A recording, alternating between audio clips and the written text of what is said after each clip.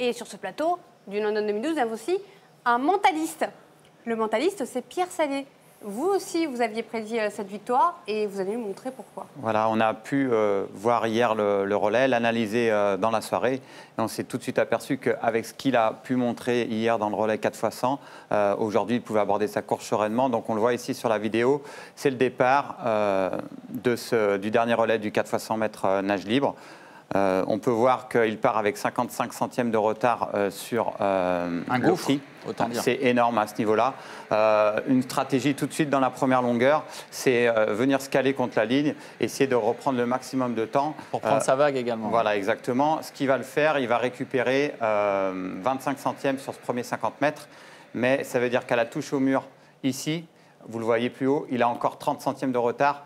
À ce rythme-là, ça aurait été insuffisant. C'est un peu moins, il a fait un peu moins de son retard. Exactement. Et donc là, on voit reprise de nage plus rapide, Locti encore sous l'eau, Aniel est déjà sorti, 2 mouvements de bras, Locti sort à son tour. Et là, ce qui va être extraordinaire, c'est sur un point fort de Locti, à savoir la coulée, le virage de la coulée.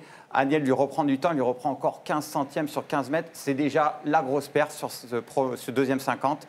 Et là, il joue sur ses qualités, on sait qu'il est très technique, vitesse de nage. On va arriver sur le dernier 15 mètres et là, les deux nageurs sont parfaitement à l'égalité. Donc il a fait tout son retard, reste le dernier 15 mètres. Est-ce qu'il en a trop donné, pas donné? Et là, il nous fait encore un truc encore plus énorme sur le dernier 15 mètres, stratosphérique. 13 mouvements de bras, 14 pour Locti. Donc en nageant plus doucement, il va plus vite. Et au final, quand on arrive sur la touche, c'est 45 centièmes en 15 mètres. Il faudrait voir avec Olivier, mais c'est un 50 mètres historique, quoi. Ah oui, mais bon, on ne fait pas plus. Il fait 13 coups de bras et l'autre 14, mais il nage plus vite. Oui, il nage plus La vite, difficulté, c'est que l'autre, plus il fait des mouvements et moins il prend d'eau. Mais c'est intéressant. Alors justement, ce que dit Pierre, c'est fondamental parce que ça s'est vu déjà au 100 mètres, mais c'est encore plus flagrant sur le 200. Voilà. Si on analyse bien la course de Yannick ce soir, sur le 200 mètres,